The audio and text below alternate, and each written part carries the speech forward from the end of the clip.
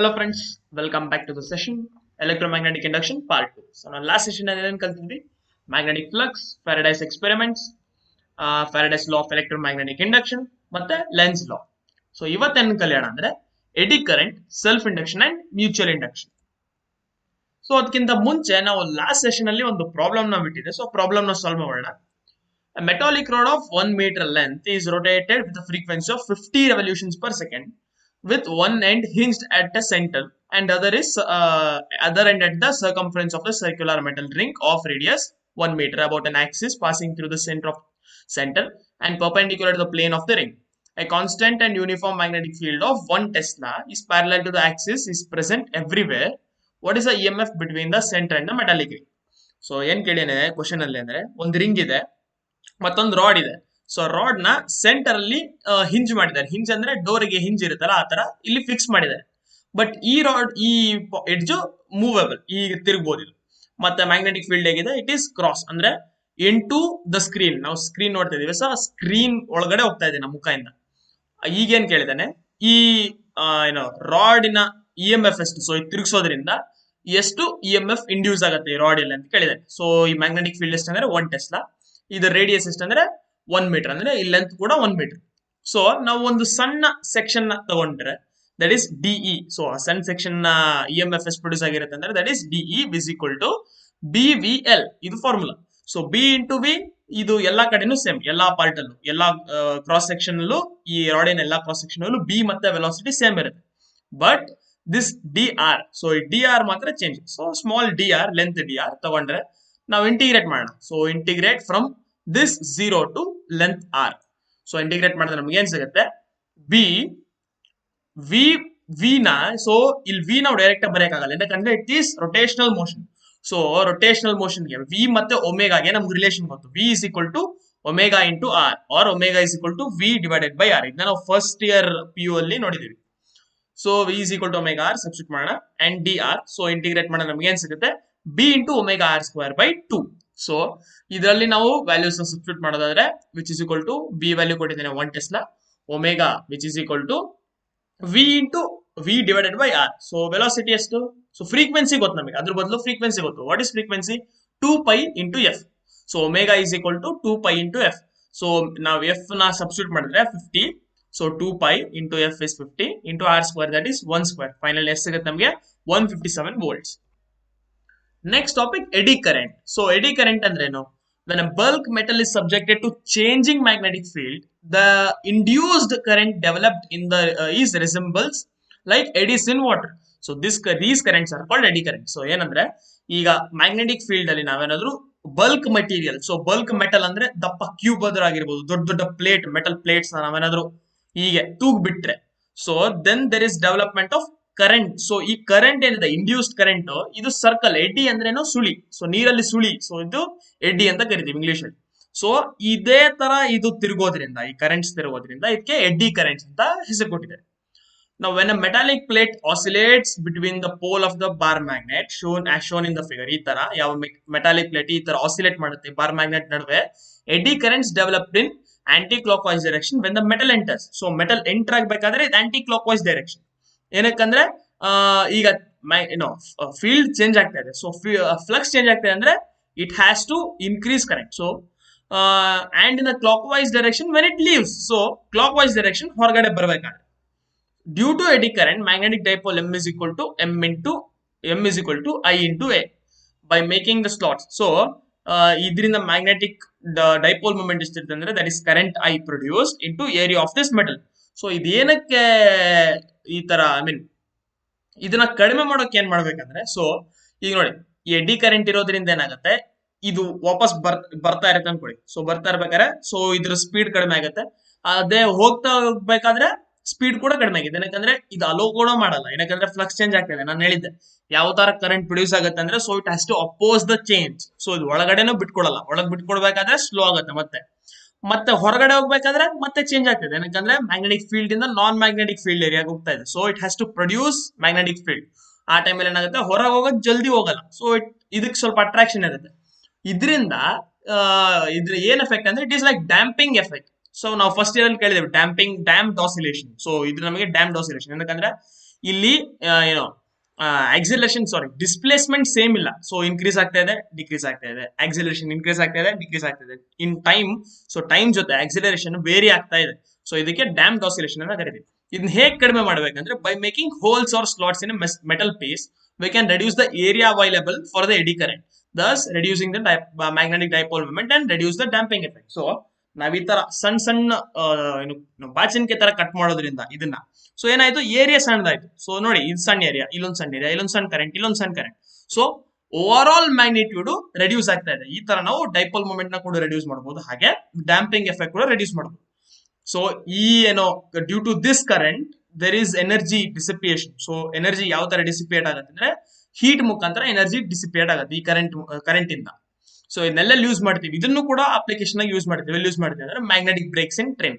So ಯಾವಾಗ train ಅಲ್ಲಿ ನಾವು ಬ್ರೇಕ್ಸ್ ಅಲ್ಲಿ ಕರೆಂಟ್ ನ ಪಾಸ್ ಮಾಡ್ತೀವೋ ಆ ಟೈಮ್ ಅಲ್ಲಿ ಇಟ್ ಜನರೇಟ್ಸ್ ಡ್ಯಾಂಪಿಂಗ್ ಆಫ್ ಕೆಳಗಡೆ ಇರ್ತಕ್ಕಂಥ ಅಳಿಗೆ. ಸೊ ಇದು ಅಪೋಸಿಷನ್ ಫೋರ್ಸ್ ನ ಕ್ರಿಯೇಟ್ ಮಾಡ್ಬಿಟ್ಟು ಟ್ರೈನ್ ನಿಂತ್ಕೊಳ್ಳಕ್ಕೆ ಹೆಲ್ಪ್ ಆಗುತ್ತೆ. And electromagnetic damping, then induction furnace, ಮತ್ತೆ electric power meters. Next concept self induction. So self induction ಅಂದ್ರೆ ಏನು? whenever the magnetic flux associated with the coil changes, an induced EMF is produced or developed in itself. So this phenomenon is called self induction. ನಾವು last session ಇಲ್ಲಿವರೆಗೂ ಏನ್ ನೋಡಿದ್ವಿ ಅಂದ್ರೆ due to external flux, so external current ಆಗಿರ್ಬೋದು, external magnetic field change ಆಗಿರೋದ್ರಿಂದ ಆಗಿರ್ಬೋದು, ಅದರ ಹತ್ರ ಇರ್ತಕ್ಕಂಥ ಇನ್ನೊಂದು ಆಬ್ಜೆಕ್ಟಿನ ಮೇಲೆ EMF ಪ್ರೊಡ್ಯೂಸ್ ಆಗ್ತಾ ಇತ್ತು. ಬಟ್ ಇಲ್ಲಿ ಏನಾಗ್ತಾ ಇದೆ ನೋಡಿ, ಒಂದು ಕಾಯಿಲ್ ನ ತಗೊಂಡಿದ್ದೀನಿ. ಸೊ ಈ ಕಾಯಿಲ್ ಗೆ ಎಕ್ಸ್ಟರ್ನಲ್ EMF ಕನೆಕ್ಟ್ ಮಾಡಿದೀನಿ, ಕರೆಂಟ್ ಪಾಸ್ ಆಗ್ತಾ ಇದೆ. So due to this current there is EMF, magnetic field produce ಆಗ್ತಾ ಇದೆ. So due to this change in magnetic field, so ಅಕಸ್ಮಾತ್ ಏನಾದ್ರು ಕರೆಂಟ್ ವ್ಯಾಲ್ಯೂ ಚೇಂಜ್ ಆಗ್ತಿದೆ ಅನ್ಕೊಳ್ಳಿ, and there is current value change ಆಗ್ತಿದ್ರೆ magnetic field value ಕೂಡ change ಆಗುತ್ತೆ. So due to this change there is change in flux. So ಈ flux change ಆಗ್ತಾ ಇರೋದ್ರಿಂದ ಇದೇ ಕಾಯಿಲ್ ಅಲ್ಲಿ EMF ಇಂಡ್ಯೂಸ್ ಆಗ್ತಾ ಇದೆ. So this is called as self induction. So ತನ್ನಲ್ಲೇ EMF ನ ಪ್ರೊಡ್ಯೂಸ್ ಮಾಡ್ಕೊಳ್ಳೋದು, that is due to change in itself. It is called as self induction. So back EMF. Next back EMF ಏನಂದ್ರೆ EMF results in induced current which is called as back EMF. So actually ಏನ್ ನಡೀತಾ ಇದೆ ಅಂದ್ರೆ ಈಗ starting current ಈ ಕಡೆ pass ಆಗ್ತಿದೆ ಅಂತ ತಿಳ್ಕೊಳ್ಳಿ. ಸೊ ಮ್ಯಾಗ್ನೆಟಿಕ್ ಫೀಲ್ಡ್ ಲೈನ್ಸ್ ಹೀಗೆ ಹೊರಗಡೆ ಬರ್ತಾ ಇದೆ, ಮೇಲಿಂದ ಕೆಳಗಡೆ ಹೋಗ್ತಾ ಇದೆ. ನೆಕ್ಸ್ಟ್ ಅದೇ ನಾನು magnetic field change starting initially ಏನಿತ್ತು, ದರ್ ಇಸ್ ನೋ ಫ್ಲಕ್ಸ್, ಯಾಕಂದ್ರೆ ಇನಿಷಿಯಲಿ ಕರೆಂಟ್ ಪಾಸ್ ಆಗಿಲ್ಲ, ಫ್ಲಕ್ಸ್ ಇಲ್ಲ. ನೆಕ್ಸ್ಟ್ ನಾನು ಸರ್ಕ್ಯೂಟ್ ಕಂಪ್ಲೀಟ್ ಮಾಡ್ಬಿಟ್ಟು ಕರೆಂಟ್ ಪಾಸ್ ಮಾಡ್ತಾ ಇದೀನಿ. ಈ ಟೈಮಲ್ಲಿ ಏನಾಯ್ತು, there is increase in magnetic field. So change ಆಗ್ತಾ ಇದೆ ಫ್ಲಕ್ಸ್. ಈಗ ಏನ್ ಮಾಡ್ಬೇಕಿದು, according to Lenz law change ನ ತಡಿಬೇಕು. ಅಂದ್ರೆ EMF ಯಾವ ತರ ಪ್ರೊಡ್ಯೂಸ್ ಆಗ್ಬೇಕು, ಅಪೋಸಿಟ್ ಪ್ರೊಡ್ಯೂಸ್ ಆಗ್ಬೇಕು. ಏನಕ್ಕಂದ್ರೆ ಈ ಫ್ಲಕ್ಸ್ ನ ಕಡಿಮೆ ಮಾಡ್ಕೋಬೇಕು. ಅದು ಏನಕ್ಕಂದ್ರೆ ಮುಂಚೆ 0 ಇತ್ತು, ಅಂದ್ರೆ ಮುಂಚೆ ಕಡಿಮೆ ಇತ್ತು, ಈಗ ಜಾಸ್ತಿ ಆಗ್ತಾ ಇದೆ. ಇದೇನ್ ಮಾಡ್ಬೇಕು, ಈಗ ಮತ್ತೆ ಕಡಿಮೆ ಮಾಡ್ಬೇಕು. ಸೊ ಕಡಿಮೆ ಮಾಡ್ಬೇಕಂದ್ರೆ ಆಪೋಸಿಟ್ ಪೊಲಾರಿಟಿ ಕ್ರಿಯೇಟ್ ಆಗ್ಬೇಕು. ಅಂದ್ರೆ ನೆಗೆಟಿವ್ ಇರೋ ಕಡೆ ಪಾಸಿಟಿವ್, ಇದು ನೆಗೆಟಿವ್, ಪಾಸಿಟಿವ್ ಇರೋ ಕಡೆ negative. So this is called as back EMF. So ಈಗ ಇದು ಕರೆಂಟ್ ಪಾಸ್ ಆಗ್ತಾ ಇರೋದಂದ್ರೆ ಐ ಜಾಸ್ತಿ ಆಗ್ತಾ ಇದೆ ಅಂದ್ರೆ, so this is induced current ಆಗಿರುತ್ತೆ, ಆಪೋಸಿಟ್ ಇರುತ್ತೆ. In order to decrease this change, so phi is equal to B into A, and phi is directly proportional to B. ಏನಕ್ಕಂದ್ರೆ ಏರಿಯಾ ಕಾನ್ಸ್ಟೆಂಟ್ ಇದೆ, ಇಲ್ಲಿ ಬರೀ ಮ್ಯಾಗ್ನೆಟಿಕ್ ಫೀಲ್ಡ್ ಅಷ್ಟೇ change ಆಗ್ತಾ ಇದೆ. So flux is directly proportional to magnetic field B. ಹಾಗೆ magnetic field ನಾವೇನಂತ ಬರೀಬಹುದು, μ0I/2πr due to this solenoid. ಅದಕ್ಕೆ ನಾವು ಏನ್ ಬರೀಬಹುದು, ಇಲ್ಲೆಲ್ಲ ಕಾನ್ಸ್ಟೆಂಟ್ μ2, ಮತ್ತೆ ಇಲ್ಲಿ ಏನ್ ಚೇಂಜ್ ಆಗ್ತಾ ಇದೆ, ಐ ಚೇಂಜ್ ಆಗ್ತಾ ಇದೆ. ಸೊ ಐ ಚೇಂಜ್ ಆಗ್ತಿರೋದ್ರಿಂದ ಮ್ಯಾಗ್ನೆಟಿಕ್ ಫೀಲ್ಡ್ ಕೂಡ ಚೇಂಜ್ ಆಗ್ತಾ ಇದೆ. therefore B is directly proportional to I, and n due to n number of turns, ಏನಕ್ಕೆ n turns ಇದೆ, n is directly proportional to current. So proportionality ನಾವು ತೆಗೆದ್ರೆ ಒಂದು constant ಬರುತ್ತೆ, that is L. This is called as self inductance. So n is equal to L into I.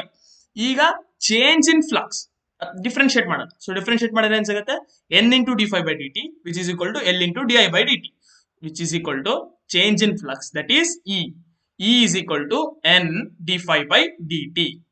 So ಇದನ್ನ ನಾವು n into d∅dt ಅನ್ನ E ಅಂತ ಬರೀಬಹುದು. So E is equal to minus L into di/dt. So this is back EMF induce. ಎಷ್ಟು back EMF induce ಆಯ್ತಂದ್ರೆ self inductance L into change in current ಅಂದ್ರೆ di/dt. So induced current I is equal to E induced ಇದು divided by R. So L is equal to back EMF divided by DI by dt. So ಯಾವಾಗ di by dt ನ ನಾವು is equal to 1 ಮಾಡಿದ್ರೆ then L is equal to E. ಇದನ್ನ ನಾವೇನಂತ ಕರಿತೀವಿ self inductance ಅಂತ ಕರಿತೀವಿ. So what is self inductance? It is a back E M F when the rate of change of current is 1 unit. ಅಂದ್ರೆ ಯಾವಾಗ rate of change of current 1 ಆಗುತ್ತೋ ಆ time ಅಲ್ಲಿ what is self inductance? That is equal to back E M F. And if there is no change in current then back M F is also zero. ಏನಕ್ಕಂದ್ರೆ current change ಆಗಿಲ್ಲ ಅಂದ್ರೆ flux change ಆಗಲ್ಲ. So flux change ಆಗಿಲ್ಲ ಅಂದ್ರೆ back M F ಕೂಡ produce ಆಗಲ್ಲ. Then back M F is zero. It also depend on geometry of the coil and intrinsic magnetic property. So coil ನ geometry ಅಂದ್ರೆ ಅಕಸ್ಮಾತ್ ಈ ಕಾಯಿಲ್ ಸರ್ಕಲ್ ಇರೋ ಬದಲು ಟ್ರಯಾಂಗಲ್ ಇದ್ರೆ, ಅಕಸ್ಮಾತ್ ಟ್ರಯಾಂಗಲ್ ರೆಕ್ಟಾಂಗಲ್ ಇದ್ರೆ, ಸ್ಕ್ವೇರ್ ಇದ್ರೆ, ಸೊ ಆ ಟೈಮ್ ಅಲ್ಲಿ ಮ್ಯಾಗ್ನೆಟಿಕ್ ಫೀಲ್ಡ್ ಕೂಡ ಚೇಂಜ್ ಆಗುತ್ತೆ ಮತ್ತೆ ಸೆಲ್ಫ್ ಇಂಡಕ್ಟೆನ್ಸ್ ಕೂಡ ಚೇಂಜ್ ಆಗುತ್ತೆ. Next self inductance of a solenoid. So let us consider a solenoid of length L and radius R and n number of turns per unit length. Let I be the current flowing through the solenoid. So B is equal to magnetic field due to this solenoid, which is equal to mu naught into Ni. ನಮ್ಗೆ ಗೊತ್ತು phi is directly proportional to I and n phi is directly proportional, sorry, n phi is equal to L into I.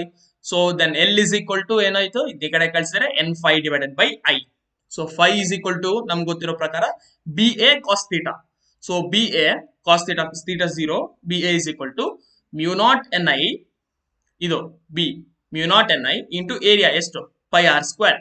So n into, so n number of turns, ಇದನ್ನ ನಾವೆಲ್ಲಿ substitute ಮಾಡಿದ್ರೆ B ಏನೋ flux ನ ಇಲ್ಲಿ substitute ಮಾಡಿದ್ರೆ L is equal to n into mu naught Ni pi r square divided by this I. So I will and I get cancelled. So L is equal to n times mu naught into n pi r square. So n ಅಂದ್ರೆ ಏನು, small n ಅಂದ್ರೆ that is capital N, number of turns per unit length. ಅದನ್ನ ಅಲ್ಲಿ ವಾಪಸ್ ನಾವು substitute ಮಾಡಿದ್ರೆ ಏನ್ ಸಿಗುತ್ತೆ?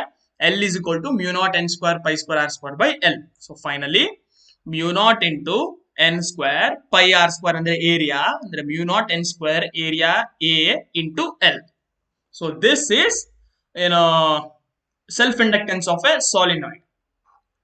ಎಷ್ಟು? That is L is equal to self inductance L is equal to mu naught n square A, area A into L. Next inductor. So inductor ಅಂದ್ರೆ ಏನು? As like same capacitor, resistor ತರ inductor ಒಂದು electronic component. It is a device that opposes the change in current. So resistor ಏನು, current ನೇ oppose ಮಾಡ್ತಾ ಇತ್ತು. But inductor ಏನಂದ್ರೆ change in current. So current ಯಾವಾಗ ಚೇಂಜ್ ಆಗುತ್ತೋ ಅದನ್ನ ಇಂಡಕ್ಟರ್ ಅನ್ನೋ ಡಿವೈಸ್ ಅಪೋಸ್ ಮಾಡುತ್ತೆ. Potential energy stored in inductor. So potential energy ಇದನ್ನ ಡಿರೈವ್ ಮಾಡೋಣ. P is equal to I into E, ಅಂದ್ರೆ I into voltage. Voltage is still back EMF that is produced. So power P ಅಂದ್ರೆ ಏನು, change in work. So dW by dt that is equal to P is equal to I into LDI by dt. ಇದು derived. ಇದು I ಅಂದ್ರೆ ಇದು I, EMF back EMF that ಎಷ್ಟು L into DI by dt. So ಇದನ್ನ ನಾವು integrate ಮಾಡಿದ್ರೆ ನಮ್ಗೆ ಏನ್ ಸಿಗುತ್ತೆ? I into DI by dt into L. So I ಅಂದ್ರೆ ಇದನ್ನ ಇಂಟಿಗ್ರೇಟ್ ಮಾಡಿದ್ರೆ I will be I square by 2. ಏನಕ್ಕಂದ್ರೆ with respect to d I integrate ಮಾಡ್ತಾ ಇದೆ. So work is equal to L I square by 2. That is W is equal to half L I square. Change in work that is stored as potential energy. So potential energy U is equal to half L I square. So ಇಲ್ಲೂ story same. Half ಏನಕ್ಕೆ ಅಂದ್ರೆ half is liberated as heat energy. Half capacitor ತರ ಇಲ್ಲೂ half half of work done, that is half of potential energy is liberated as heat. Next concept, mutual induction. So mutual induction ನಾವು ಕೇಳಿರ್ಬೋದು, mutual friends ಅಂತ ಕೇಳಿರ್ತೀವಿ. So ಇದೇ ತರ mutual induction ಅಂದ್ರೆ whenever a current linked with a coil changes, induced current is developed in the neighboring coil.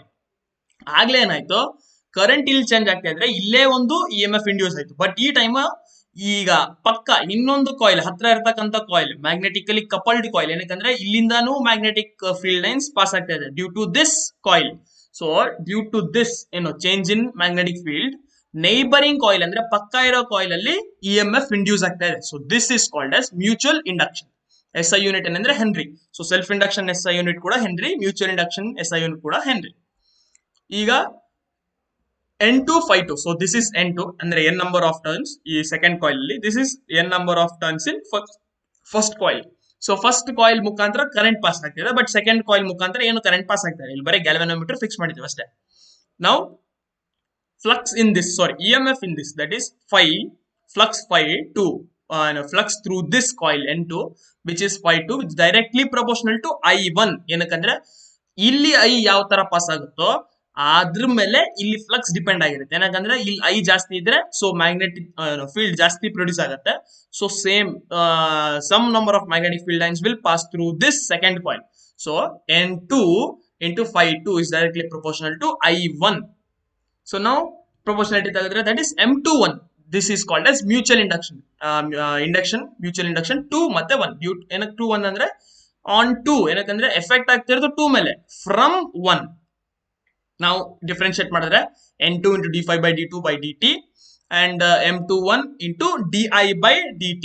So E because change in flux that is EMF E which is equal to minus N2 into d phi 2 by dt. So this is called as EMF.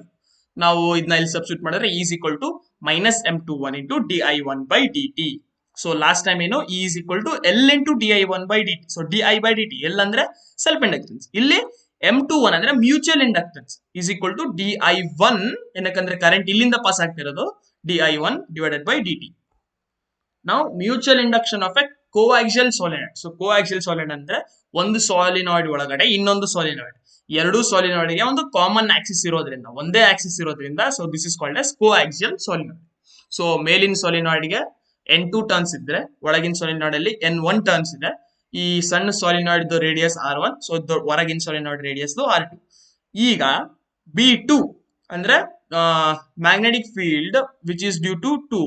ನಾವು current ಯಾವ್ದ್ರಿಂದ pass ಆಗ್ತಾ ಇದೆ current is ನಾವು passing through I2 when there is current is in I2 ಅಂದ್ರೆ ಹೊರಗಿನ ಸಾಲಿನಾಯ್ಡ್ ಅಲ್ಲಿ current pass ಆಗ್ತಾ ಇದೆ then the magnetic induction due to I2 is given by so I2 ಅಂದ್ರೆ ಹೊರಗಡೆ ಇರತಕ್ಕಂತ ಸಾಲಿನಾಯ್ಡ್ ಇಂದ ಎಷ್ಟು ಮ್ಯಾಗ್ನೆಟಿಕ್ ಫೀಲ್ಡ್ ಪ್ರೊಡ್ಯೂಸ್ ಆಗ್ತಾ ಇದೆ ಅಂದ್ರೆ that is B2 which is equal to mu naught Ni. So N ಅಂದ್ರೆ ಏನಿಲ್ಲಿ N2 ಏನಕಂದ್ರೆ ಹೊರಗಡೆ ಕಾಯಿಲ್ ಇಂದ ಪ್ರೊಡ್ಯೂಸ್ ಆಗ್ತಾ ಇರತಕ್ಕಂತ magnetic field N2 into I2 ಅಂದ್ರೆ ಕರೆಂಟ್ ಪಾಸಿಂಗ್ ಥ್ರೂ ಹೊರಗಡೆ coil which is equal to mu naught N andre number of turns per unit length L into I2. Now the corresponding flux linkage with solenoid S1. So ಈ magnetic field ಇಂದ ಹೊರಗಡೆ ಇರತಕ್ಕಂತ solenoid ಗೆ ಎಷ್ಟು flux link ಆಗಿದೆ that is equal to N1 into phi 12 which is equal to N1 into phi ಎಷ್ಟು B2 ಏನಕಂದ್ರೆ ಹೊರಗಡೆ external field ಇದು so B2 into ಸಣ್ಣ ಏರಿಯಾ ಈ solenoid area A1 N1 phi 2 which is equal to ಈಗ ನಾವು substitute ಮಾಡಿದ್ರೆ ಈ B2 ವ್ಯಾಲ್ಯೂನ ಇಲ್ಲಿ N1 into mu naught N2 by L1 I2 into area that is pi R1 square ಏನಕಂದ್ರೆ flux ನಮಗೆ ಇದರ ಜೊತೆ ಎಷ್ಟು ಲಿಂಕ್ ಆಗಿದೆ ಅಂತ ಬೇಕು ಒಳಗಿನ ಸಾಲಿನಾಯ್ಡ್ ಜೊತೆ therefore area is equal to pi R1 square. Also N1 into phi 1 is equal to M1 to I2 last ನಾವು ಡಿರೈವ್ ಮಾಡಿರೋದು M into I that therefore M1 into I2 on comparing these two equations ಈ ಎರಡು equation ಇಂದ ಈ ಎರಡನ್ನ ನಾವು equate ಮಾಡಬಹುದಲ್ಲ so M12 which is equal to ಈ I2 ಇಲ್ಲಿ ಕಾಮನ್ ಇದೆ ನಾವು ಕಂಪೇರ್ ಮಾಡಿದ್ರೆ ಎರಡು ಈಕ್ವೇಷನ್ಸ್ ನ M12 will be mu naught N1 N2 into pi R1 square by L. So ನಾವ್ ಇಲ್ಲಿ ಒಂದು ನೋಡೋದಾದ್ರೆ R ರೇಡಿಯಸ್ ಯಾವಾಗ ತಗೋಬೇಕಂದ್ರೆ ಸೊ ಇದಕ್ಕಿಂತ ಮುಂಚೆ ಹೇಳ್ತೀನಿ ಹೇಗೆ ಅಂತ principle of reciprocity. So reciprocity ಏನ್ ಹೇಳುತ್ತೆ ಈ ಪ್ರಿನ್ಸಿಪಲ್ ಏನ್ ಹೇಳುತ್ತೆ ಅಂದ್ರೆ experiment and calculations that combine Ampere's and Biot law confirm that two constants M21 and M12 are equal in the absence of material medium between the two coils. So ಇದೇನ್ ಹೇಳ್ತಂದ್ರೆ current ನಾವು ಹೊರಗಡೆಯಿಂದಾದ್ರೂ pass ಮಾಡಲಿ ಅಥವಾ ಒಳಗಡೆಯಿಂದಾದ್ರೂ pass ಮಾಡಲಿ but mutual inductance value same ಇರುತ್ತೆ that is M12 is equal to M21 that is M. ನಾವು ಇಲ್ಲಿ ರೇಡಿಯಸ್ ಯಾವ ತಗೋಬೇಕಂದ್ರೆ ಕ್ಯಾಲ್ಕುಲೇಟ್ ಮಾಡಬೇಕಾದ್ರೆ ಇದೆಲ್ಲ ಸೇಮ್ ಯಾಕಂದ್ರೆ mu naught into N1 N2 into pi by L same ಇರುತ್ತೆ ಯಾಕಂದ್ರೆ ಲೆಂತ್ ಎರಡೂ ಸಾಲಿನಾಯ್ಡ್ ಸೇಮ್ ಇದೆ ಬಟ್ ರೇಡಿಯಸ್ ಯಾವ ತಗೋಬೇಕಂದ್ರೆ ಒಳಗಡೆ ಇರತಕ್ಕಂತ ರೇಡಿಯಸ್ ನಾವು ತಗೋಬೇಕು ದಟ್ ಈಸ್ R1 ಸ್ಕ್ವೇರ್ ಒಳಗಡೆ ಇರೋದು ನಾವು R1 and here also that is R1 square. Next mutual inductance. So mutual inductance define ಮಾಡೋದಾದ್ರೆ it is defined as induced EMF set up in the secondary coil when the rate of change of current in primary coil is unity. Same M is equal to E is equal to M into di by dt. So now di by dt ನ ಕೆಳಗೆ ಕಳಿಸಿದ್ರೆ ಯಾವಾಗ rate of change of current is equal to is unity ಅಂದ್ರೆ 1 ಇರುತ್ತೋ ಅಂದ್ರೆ 1 ಸೆಕೆಂಡಿಗೆ 1 ampere ಜಾಸ್ತಿ ಆಗೋದು. ಸೊ ಇದನ್ನ ನಾವು ಯೂನಿಟಿ ಅಂತ ಕರಿತೀವಿ. ಸೊ ಈ ತರ ಇದ್ದಾಗ ನಾವು mutual inductance will be equal to EMF. So this is the definition of mutual inductance. So extra points ನಾವು ನೋಡೋದಾದ್ರೆ ಕೋಎಫಿಷಿಯಂಟ್ ಆಫ್ ಕಪ್ಲಿಂಗ್ ಅಂತ ಕರಿತೀವಿ, ದಟ್ ಇಸ್ ಕೆ. ಇದು ಕೋಎಫಿಷಿಯಂಟ್ ಆಫ್ ಕಪ್ಲಿಂಗ್ ನಾವು ಹೇಗೆ ಡಿಫೈನ್ ಮಾಡ್ತೀವಿ ಅಂದ್ರೆ, ಎರಡು ಇಂಡಕ್ಟರ್ಸ್ L1 ಮತ್ತೆ L2 ಇದ್ರೆ ಮ್ಯೂಚುವಲ್ ಇಂಡಕ್ಟೆನ್ಸ್ ಎಷ್ಟಿರುತ್ತೆ, ಸೊ ದಟ್ ಈಸ್ ಎಂ. ನಾವು coefficient of coupling is equal to M divided by under root L1 L2. So generally ಈ ಕೆ ವ್ಯಾಲ್ಯೂ 1 ಗಿಂತ ಕಡಿಮೆ ಇರುತ್ತೆ. And if L1 and L2 are in series, so ಈ ಎರಡು inductor ನ ತಗೊಂಡು series ಅಲ್ಲಿ ಇಟ್ರೆ ಎರಡು ಇಂಡಕ್ಟೆನ್ಸ್ ನಾವು ಡೈರೆಕ್ಟ್ ಆಡ್ ಮಾಡಿದ್ರೆ as simple as resistor. So resistor ನಾವು ಸೀರೀಸ್ ಇದ್ದಾಗ ಆಡ್ ಮಾಡಿದ್ವಿ, ಇಲ್ಲಿ ಕೂಡ ಆಡ್ ಮಾಡೋದು. ಸೊ ಪ್ಯಾರಲಲ್ ಇದ್ರೆ 1/L1 plus 1/L2. So friends, ಇವತ್ತಿನ ಸೆಷನ್ ಅನ್ನ ಇಲ್ಲೇ ಮುಗಿಸೋಣ. Thank you.